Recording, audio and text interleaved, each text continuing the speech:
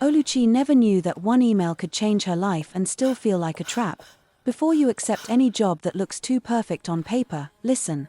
The woman she was going to work for was called Mrs. Antonia, rich, private, powerful. Her house had only one strange rule: no mirrors after midnight.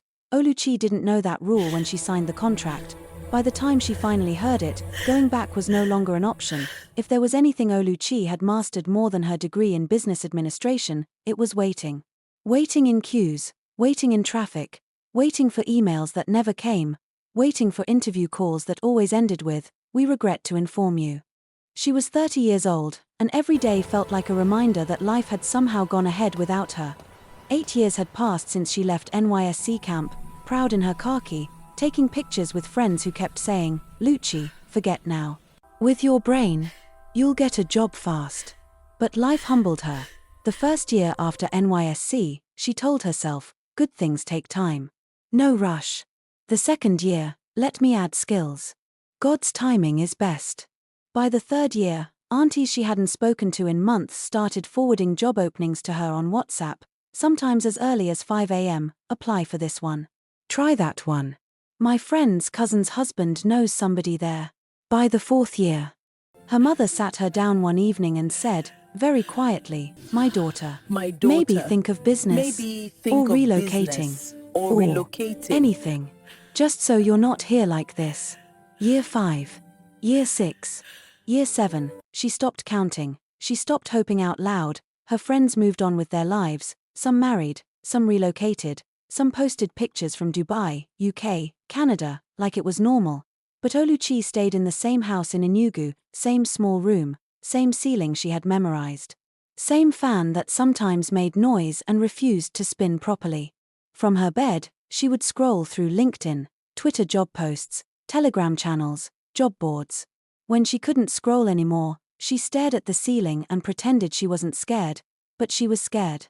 Deeply, the walls felt like they were closing in slowly. The air felt heavier, her life felt stuck. Oluchi was not lazy. That was the part that hurt the most. Her father, a retired civil servant, often told her, "Luchi, you think too much. You think too You much. carry the whole family on your head. head. Relax. Relax small." But how could she relax? Her younger brother had dropped out of school for 1 year because of school fees. Her mother's small business kept going up and down. The landlord had already jokingly reminded them twice about the rent. She was supposed to be the one that would change the story of the family. And instead, she felt like the extra mouth in the house.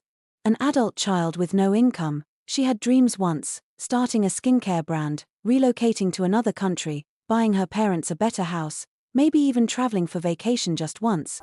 But over time, the dreams faded. Not completely gone, just blurry. Like something far away behind a dirty window. Even love did not stay. Her last boyfriend broke up with her gently, but the words still stung. "Luchi, I need someone that can support me too. We're both struggling. It's too much." She didn't cry in front of him. She just nodded.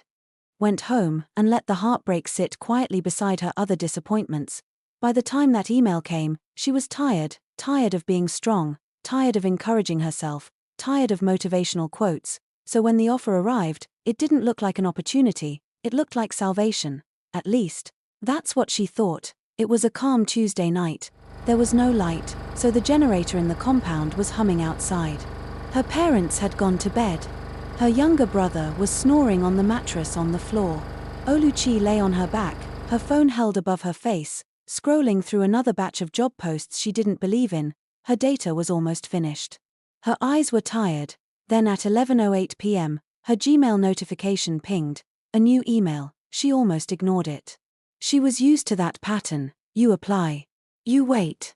They don't reply, or they reply to say no, but habit made her open it. When she saw the subject line, she sat up slowly. Subject: employment opportunity, private household manager, Lagos. Her heart skipped. She clicked it. Dear Miss Oluchi Okafor, your profile has been shortlisted from our internal applicant pool. You are being considered for the role of private household manager for an exclusive residence in Lagos. Remuneration: 800,000 Nigerian nairas monthly, accommodation provided, feeding included, 24-hour security, confidential contract, interview date: this Friday, location: address of a private office in Lagos, transportation reimbursement will be provided. Kindly confirm your availability. Oluchi read it once. Then again. 800,000 Nigerian nairas, every month, plus accommodation, plus feeding. She actually laughed quietly, a short, unbelieving laugh. This kind of job didn't exist for people like her. Not with her CV. Not with her story. Her first thought was, this is scam. But the email address looked professional. No random numbers. Proper company-style domain. The English was clean. No obvious mistakes. The layout looked like something from those serious companies she always dreamed of. She scrolled to the bottom. The signature was simple and elegant. No logo. Just a name and a title, executive staffing. On behalf of Mrs. Antonia Kalu, she didn't know who that was. But the way the name sat on the screen. It felt expensive. Her heart was now beating fast. She checked the date again. Friday. Today was Tuesday night. Enugu to Lagos by road was not beans. She knew that very well. 10 to 12 hours, depending on traffic, God's favor, and the driver's madness. She replied the mail with shaking fingers. Good evening. I confirm my availability for the interview. Thank you for the opportunity. Oluchi. The next morning, she waited until after breakfast. Her father was reading an old newspaper. Her mother was counting money from the previous day's sales, quietly pressing the notes to smooth them. Oluchi cleared her throat. Daddy, Mummy, I got an email last night. They invited me for interview in Lagos. Her mother's head snapped up. Lagos? Who are they? Her father added calmly. She showed them the email. Her father took the phone and adjusted his glasses, reading word for word. He didn't say anything for a long time. Her mother just watched his face. Finally, he exhaled, 800,000? But we must be careful, he said. You'll travel on Thursday, stay with your cousin Chidera in Lagos. Then go for the interview on Friday. No rushing, no night movement. They talked about transport money. Her parents insisted on contributing what they could. Her mother even brought out the small envelope where she kept some hidden savings. Take. Add this. Don't argue with me. Oluchi wanted to cry, but she smiled instead. That evening, she went to the park to book her seat. Thursday morning, before sunrise, she boarded the bus. The road to Lagos felt longer than usual. She watched other passengers sleep, gist, argue about politics, complain about Nigeria. She stared out of the window as the familiar Enugu roads disappeared and new states rolled past. Several times, fear poked her heart. What if it's scam? What if they kidnap you? What if they collect your organs? Then another voice answered, what if this is finally your own breakthrough? The two voices fought all through the journey. By the time she got to Lagos that evening, she was exhausted. Her cousin Chidera welcomed her, laughed loudly, and hugged her. Oluchi, the big girl. Household manager. Abeg remember me when you blow oh. They ate, talked a bit, and then Oluchi lay on the small mattress in Chidera's one-room apartment. Watching the ceiling fan spin, the email kept replaying in her mind. Friday afternoon, Oluchi arrived at the address in the email. It wasn't a regular company building. No signboard, no logo, just a tall, glass-fronted building in a quiet part of town. Expensive silence. 2 security men stood at the gate, too well-dressed for ordinary security. Oluchi showed them the email on her phone.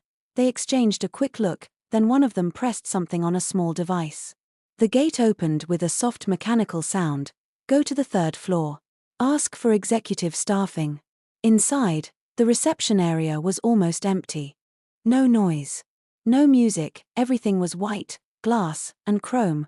One thing struck her immediately: no wall clocks, no mirrors, no reflective surfaces, apart from the glass door. It felt intentional. She told herself she was overthinking. The interview room was cold, white walls, white floor, a long dark table like something from a movie. After a few minutes, the door opened. A tall woman walked in, dressed in all black. Not dramatic, just quietly elegant. Her hair was packed neatly. Her face was calm but unreadable. She didn't smile. Good afternoon, Miss Oluchi, she said. Her voice was low and controlled. Good afternoon, Ma. They Saturday, the woman opened a slim folder in front of her. My name is Mrs. Bello. I represent Mrs. Antonia Kalu, the owner of the household you may be managing. She didn't explain who Mrs. Antonia was. She didn't need to. The way she said the name carried weight.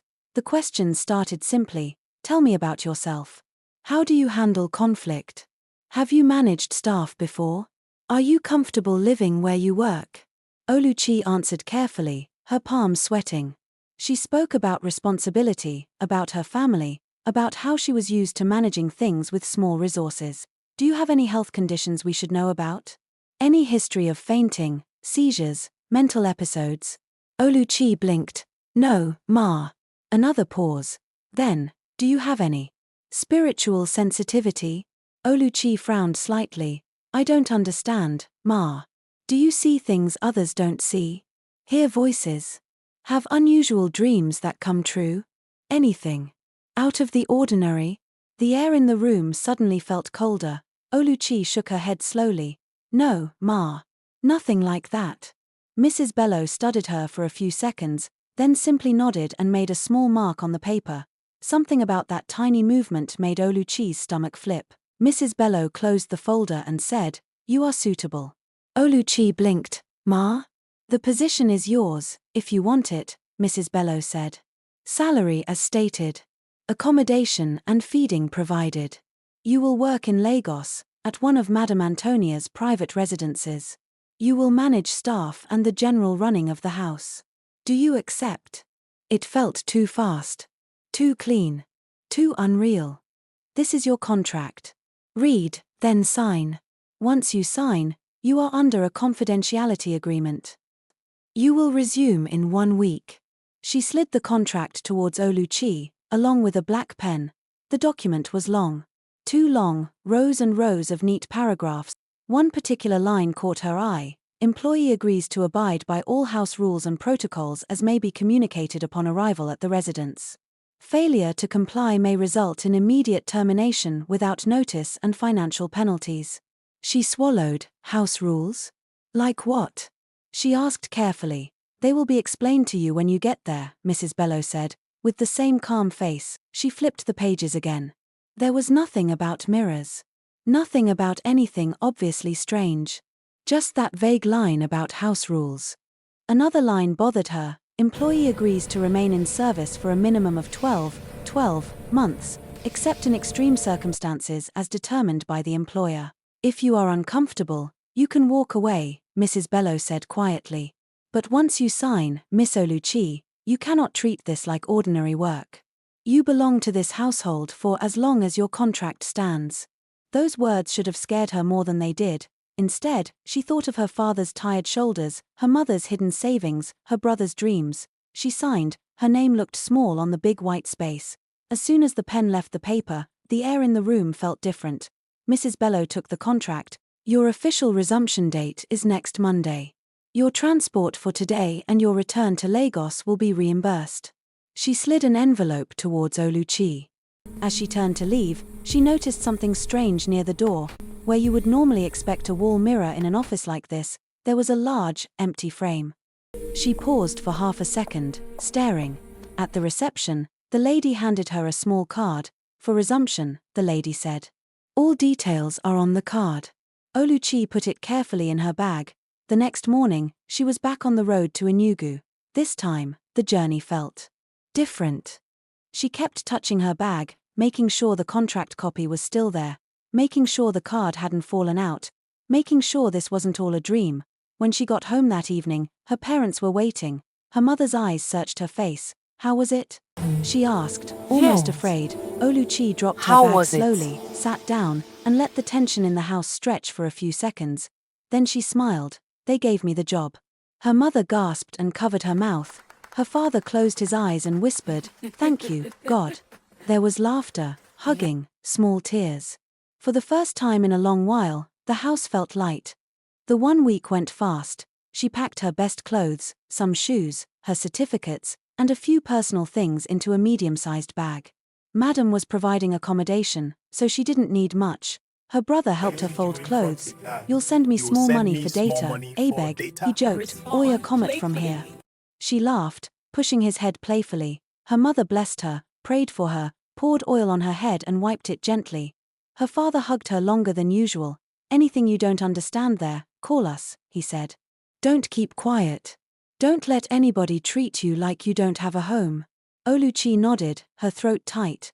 At the park, as the bus engine started, she looked back at her parents standing near the gate, waving. For a moment, a small voice whispered, "Are you sure?" But the bus had already started moving. The contract had already been signed, her seat was paid for, her new life in Lagos was waiting. As Enugu blurred behind her and the long road stretched ahead, she didn't know, the strangest part of her new job wasn't the salary, it wasn't the quiet office. It wasn't even Madame Antonia's name, it was something waiting for her in that house. A rule no one had mentioned yet, a rule about mirrors, and what they show after midnight.